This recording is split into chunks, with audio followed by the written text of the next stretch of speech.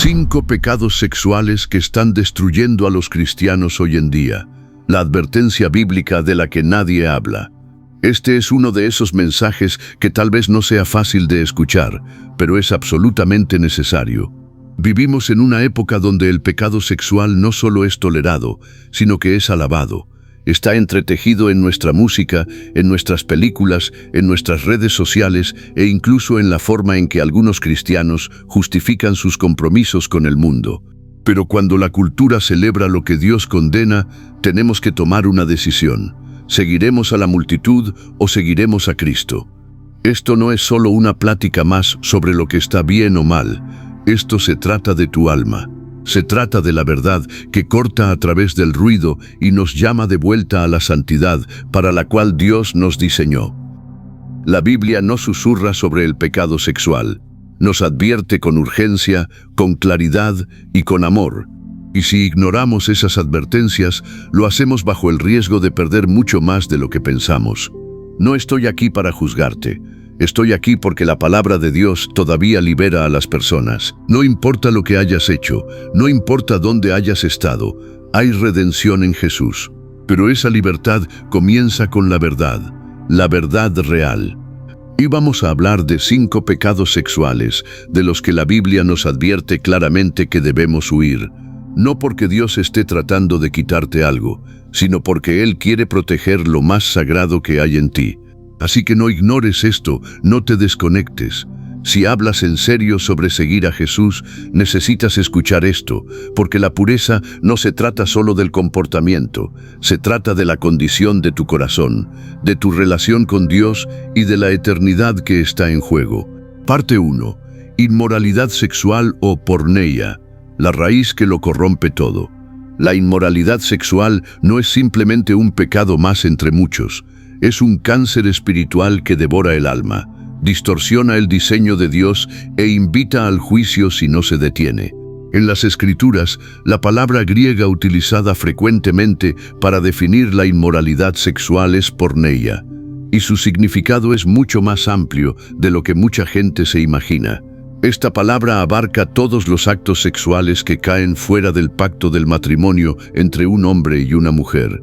Eso incluye la pornografía, el sexo casual, la prostitución, las relaciones sexuales en el noviazgo, las relaciones con personas del mismo sexo, el adulterio y más. Todo eso es porneia, y Dios no guarda silencio al respecto. En 1 Corintios 6:18 se nos da un comando claro: huyan de la inmoralidad sexual. El texto dice que cualquier otro pecado que una persona comete está fuera del cuerpo, pero el que comete inmoralidad sexual contra su propio cuerpo peca. ¿Por qué tanta urgencia? Porque el pecado sexual no es solo físico, es profundamente espiritual. Viola no solo la ley de Dios, sino nuestra identidad misma como templos del Espíritu Santo.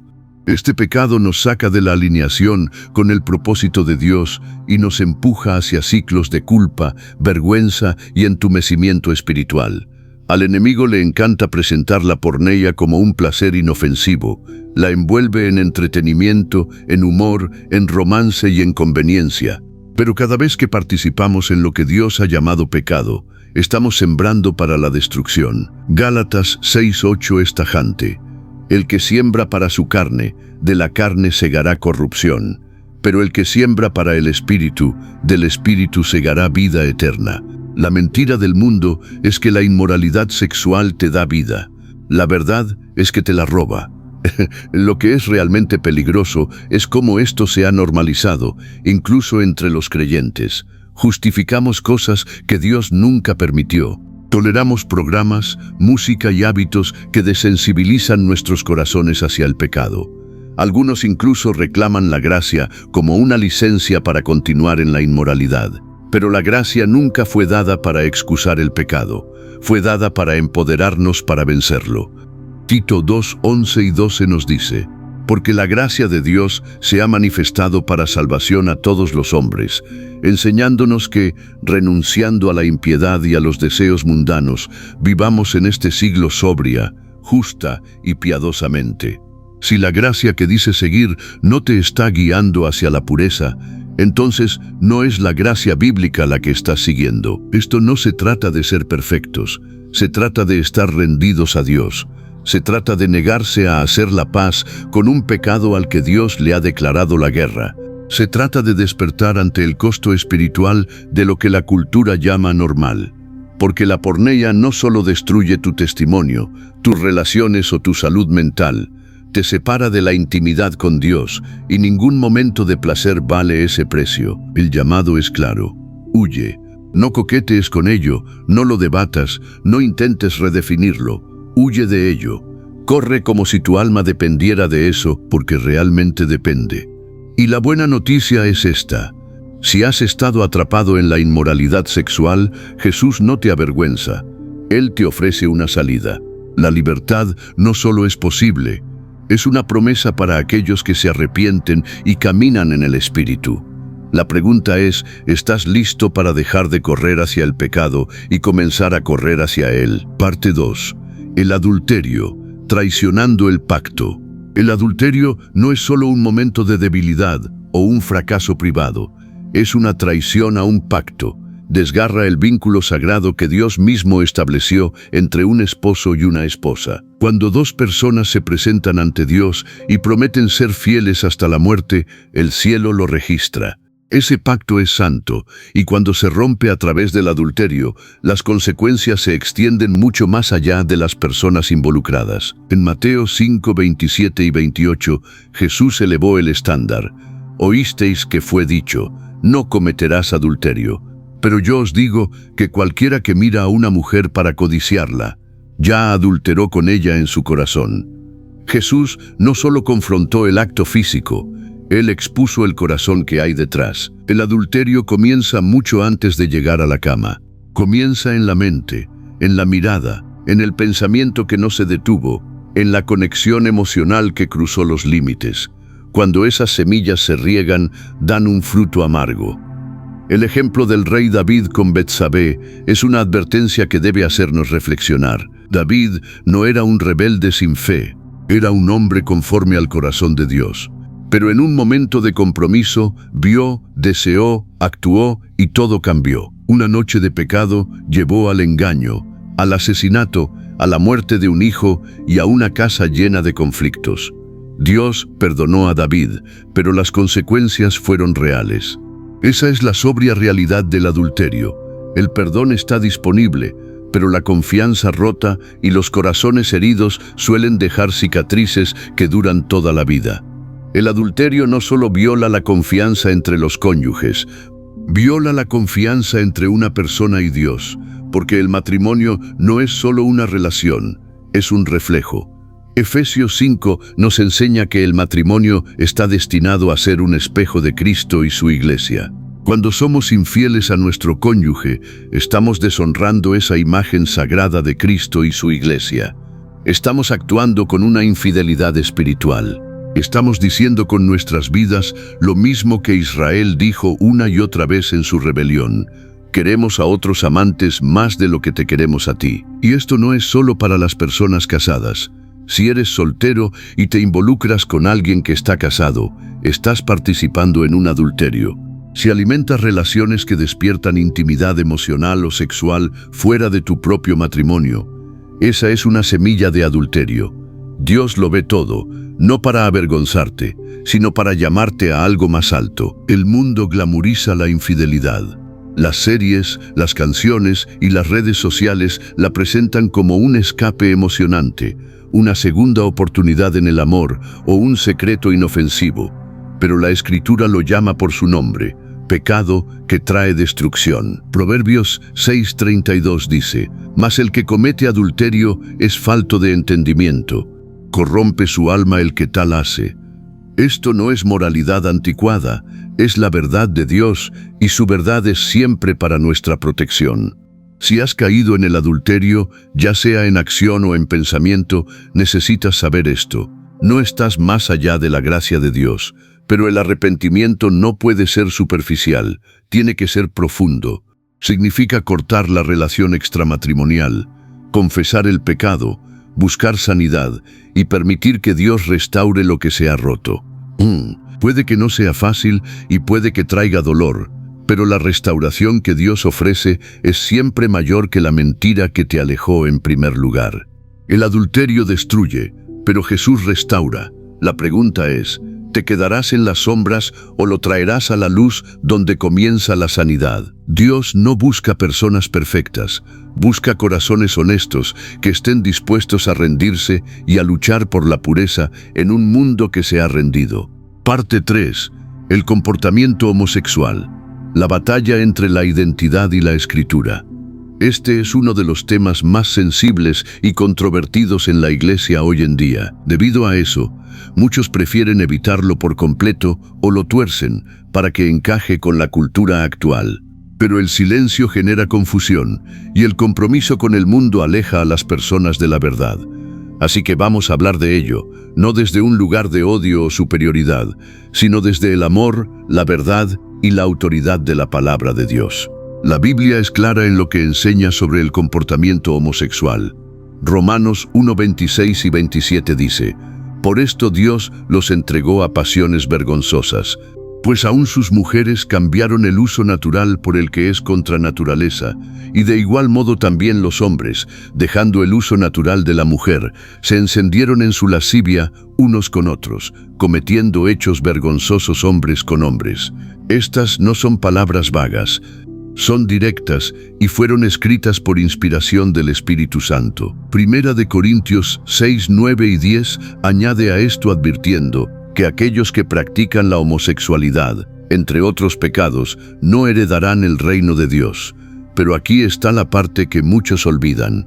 El versículo 11 dice, «Y esto erais algunos, mas ya habéis sido lavados, ya habéis sido santificados, ya habéis sido justificados en el nombre del Señor Jesús y por el Espíritu de nuestro Dios». Ese versículo lo cambia todo. Nos recuerda que no hay nadie que esté fuera del alcance de la gracia de Dios. Es importante aclarar algo. Hay una diferencia entre la tentación y el pecado. La Biblia no condena a alguien por experimentar una atracción. La tentación no es pecado. El pecado comienza cuando se actúa sobre ella, cuando se alimenta o cuando se abraza como una identidad. Al igual que cualquier otra tentación sexual, debe ser llevada a la cruz y sometida al diseño de Dios. La cultura dice, «Esto es lo que soy», pero Jesús dice, «Ven y sígueme». Seguir a Jesús significa negarse a uno mismo, tomar nuestra cruz y permitir que sea Él quien defina nuestra identidad, no nuestros deseos, ni nuestro pasado, ni nuestros sentimientos. La identidad en Cristo es mucho más grande que cualquier etiqueta que el mundo intente ponerte. Gálatas 2:20 dice, «Con Cristo estoy juntamente crucificado, y ya no vivo yo, mas vive Cristo en mí». Este mensaje no se trata de señalar con el dedo. La verdad es que cada uno de nosotros tiene deseos que no agradan a Dios. Todos somos llamados a la rendición. Ya sea que hayas luchado contra la lascivia, la pornografía, la fornicación, el adulterio o la atracción hacia el mismo sexo, el llamado es el mismo: santidad, arrepentimiento y transformación. Y esto no ocurre por nuestra propia fuerza, sino por el poder del Espíritu Santo. Necesitamos arrepentirnos no solo del pecado, sino también de cómo la Iglesia a veces ha manejado mal este tema. Las personas que luchan con atracciones hacia el mismo sexo necesitan la verdad, sí, pero también necesitan compasión, necesitan ver que la libertad es posible, que el amor no significa la afirmación del pecado, sino caminar con las personas hacia la verdad, incluso cuando es incómodo.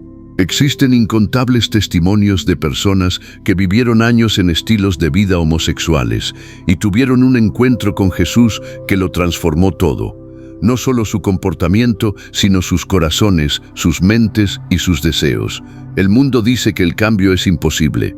La Biblia dice, para Dios todo es posible. Esto no es un mensaje de condenación, es un mensaje de invitación. Si estás en esta lucha, sabe esto: Dios te ve, te ama y te está llamando hacia Él, no para destruirte, sino para restaurarte. Parte 4. La lujuria, el asesino silencioso. La lujuria es uno de los pecados más peligrosos y engañosos que un creyente puede enfrentar, porque a menudo comienza donde nadie más puede verlo, en la mente, en el corazón, en los lugares secretos de la imaginación y el deseo. No es ruidosa, no siempre involucra una acción inmediata, pero si se deja sin control, crecerá hasta consumirlo todo y en última instancia destruirá. Es el asesino silencioso de la pureza, del propósito y de la intimidad con Dios. Jesús no minimizó la lujuria. De hecho, elevó el estándar más alto de lo que cualquiera esperaba. En Mateo 5:28 dijo: «Pero yo os digo que cualquiera que mira a una mujer para codiciarla, ya adulteró con ella en su corazón». Piensa en eso por un momento. Jesús está diciendo que el pecado no se trata solo de lo que haces, sino de lo que deseas. Se trata de lo que alimentas cuando nadie te está mirando. Y eso debería sacudirnos. La lujuria es un problema del corazón antes de convertirse en un problema de comportamiento. Convierte a las personas en objetos, despoja la dignidad, crea fantasías irreales y expectativas poco saludables. Embota tu sensibilidad al Espíritu de Dios y, lo que es más peligroso, abre la puerta a otros pecados: la pornografía, la fornicación, el adulterio y una creciente incapacidad para encontrar satisfacción real en Dios o en una relación santa. Lo que hace que la lujuria sea tan peligrosa hoy es lo normalizada que está. Nuestra cultura está obsesionada con ella. Está en la publicidad, en el cine, en la música y en las redes sociales. Es casi imposible de evadir. Pero lo que la cultura celebra, Dios nos llama a crucificar. La lujuria no es inofensiva, no es un chiste, no es simplemente ser humano. Es un pecado que nos mantiene encadenados cuando Cristo vino para hacernos libres. Santiago 1:14 y 15 describe la progresión mortal. Sino que cada uno es tentado, cuando de su propia concupiscencia es atraído y seducido. Entonces la concupiscencia, después que ha concebido, da a luz el pecado, y el pecado, siendo consumado, da a luz la muerte. Ese es el camino. Comienza en el deseo. Si no se detiene, se convierte en pecado, y el pecado, cuando crece, produce muerte. No solo una muerte física, sino la muerte de tu pureza, de tu autoridad espiritual y de tu intimidad con Dios. Muchos creyentes viven vidas dobles a causa de la lujuria. Cantan el domingo, pero luchan en silencio durante la semana. Oran por un avivamiento, pero no pueden liberarse de una pantalla o de un hábito secreto. La lujuria te aísla, te hace sentir falso. Te dice que has ido demasiado lejos, que no puedes ser libre y que nadie te entendería. Pero esas son mentiras del mismo infierno. Jesús no murió para simplemente modificar tu pecado. Él murió para destruir su poder. Hay una salida y comienza con la confesión. No puedes vencer lo que te niegas a enfrentar. Deja de pretender que no está ahí y tráelo a la luz. Primera de Juan 1:9 promete que, si confesamos nuestros pecados, Él es fiel y justo para perdonarnos y limpiarnos de toda maldad. Pero no te detengas en la confesión. Busca rendir cuentas. Llena tu mente con la verdad. Reemplaza los hábitos de lujuria con hábitos de santidad. Adora, ora, ayuna. Debilita la carne y alimenta el espíritu. La lujuria pierde su poder cuando la expones y pierde su fuerza cuando luchas con la palabra de Dios. Puede que hayas fallado 1000 veces, pero un momento de arrepentimiento real puede comenzar una vida nueva de pureza. No dejes que el enemigo te convenza de que la lujuria es parte de quien eres. Si estás en Cristo, esa no es tu identidad. Parte 5. Fornicación. El pecado casual con consecuencias eternas. La fornicación es uno de los pecados sexuales más comunes en el mundo de hoy y, sin embargo, en muchas iglesias es de lo que menos se habla. A menudo se excusa, se ignora o se trata como si no fuera algo serio. Pero, según las Escrituras, no es solo una elección personal. Es un pecado con graves consecuencias espirituales.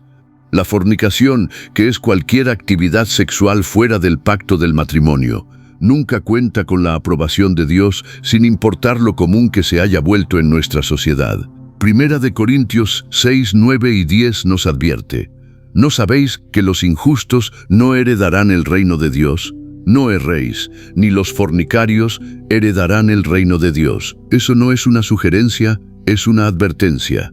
Y cuando Dios dice no erréis o no se dejen engañar, significa que muchos lo harán. Muchos se convencerán a sí mismos de que, porque están enamorados, o porque planean casarse algún día, o porque oran juntos, el sexo antes del matrimonio es de alguna manera aceptable. Pero Dios no bendice lo que claramente ha llamado pecado. Nuestra cultura ha reducido el sexo a una actividad recreativa, algo casual, inofensivo e incluso necesario para probar la compatibilidad. Pero la palabra de Dios pinta un cuadro muy diferente. El sexo no es solo físico, es espiritual. Crea un vínculo, una unión de almas, una conexión de pacto que nunca fue diseñada para romperse. Cuando ese vínculo se forma fuera del matrimonio, trae confusión, daño emocional, vulnerabilidad espiritual y a menudo un arrepentimiento duradero. Hebreos 13:4 dice: «Honroso sea en todos el matrimonio y el lecho sin mancilla, pero a los fornicarios y a los adúlteros los juzgará Dios». Dios diseñó el sexo como un regalo para ser disfrutado dentro de la seguridad y la santidad del matrimonio. Fuera de eso, no es un regalo, es una trampa. Y aunque el mundo se burle de ese estándar, el cielo lo honra. La pregunta es, ¿la voz de quién vas a seguir? Muchos cristianos caen en la fornicación no porque no amen a Dios, sino porque no han establecido límites. Coquetean con la tentación, justifican una intimidad emocional que lleva al compromiso físico y terminan cruzando líneas que juraron nunca cruzar. Pero Dios no nos llama a caminar por la línea, nos llama a huir. Primera de Tesalonicenses 4:3 dice: «Pues la voluntad de Dios es vuestra santificación, que os apartéis de fornicación». Esto no se trata de legalismo, se trata de amor. Dios no dice no al sexo, Él dice espera, porque la espera te protege. La espera permite que la confianza se construya sobre algo más profundo que el deseo. La espera honra la imagen de Dios en la otra persona. Y piénsalo, si no puedes honrar a alguien antes del matrimonio, ¿qué te hace pensar que eso cambiará repentinamente después de la boda? La disciplina, el autocontrol y la fidelidad al pacto se entrenan hoy. Si has caído en la fornicación, no estás solo, pero no confundas la paciencia de Dios con su aprobación. El pecado nunca se vuelve aceptable solo porque se repite. Lo que importa es lo que hagas ahora. ¿Seguirás viviendo en el compromiso con el mundo o te arrepentirás para buscar la santidad? ¿Seguirás pretendiendo que esto no te afecta o dejarás que Dios rompa el ciclo? El perdón está disponible, pero la libertad es una decisión. Puede que requiera cortar una relación, borrar números de teléfono o alejarte de entornos tentadores. Puede significar empezar de cero, pero nada de lo que dejes por obediencia a Dios se comparará con el gozo, la paz y la bendición que Él te dará a cambio. Conclusión: el llamado a la pureza y la redención en Cristo. Todo lo que hemos analizado hoy, la inmoralidad sexual, el adulterio, el comportamiento homosexual, la lujuria y la fornicación, no tiene como fin controlar tu vida o limitar tu libertad. Se trata de revelar lo que Dios ya sabe, que estos caminos conducen a la muerte. No son reglas anticuadas ni opiniones religiosas, son advertencias divinas de un Padre amoroso que quiere proteger a sus hijos de la destrucción. La verdad es que estos pecados no solo entristecen a Dios, nos distancian de Él, adormecen nuestro espíritu, distorsionan nuestra identidad y nos mantienen encadenados a ciclos en los que nunca debimos vivir. Pero el corazón de Dios no es solo juicio, es redención. Él no expone el pecado para avergonzarte, lo expone para sanarte. Él brilla su luz en los lugares oscuros no para condenarte, sino para llamarte a salir de la tumba. De eso se trata el Evangelio. Jesús no vino para ayudarnos a gestionar el pecado, vino para romper su poder por completo. Vino para darnos un corazón nuevo, una mente renovada y una identidad santa. Si te has visto reflejado en cualquier parte de este mensaje, necesitas saber que no estás solo ni eres un caso perdido. Primera de Juan 1:9 dice que, si confesamos nuestros pecados, Él es fiel y justo para perdonarnos y limpiarnos. Eso incluye el pecado sexual, los años de compromiso con el mundo y las luchas secretas que nadie más conoce. La gracia de Dios no es solo una cobertura, es una inundación purificadora que te hace nuevo, pero debes venir a Él con honestidad. No más excusas, no más fingir, no más intentar encajar con un mundo que se está incendiando. Este es tu momento para volverte a Dios. La santidad no es legalismo, es libertad. Es caminar con Dios sin culpa ni vergüenza. El tiempo del compromiso ha terminado. El tiempo de la pureza ha llegado. Eres amado, eres llamado a algo más alto y hoy eres invitado a la libertad total en Jesús. No esperes más. Elige hoy seguir a Cristo, porque Él vale más que cualquier placer pasajero.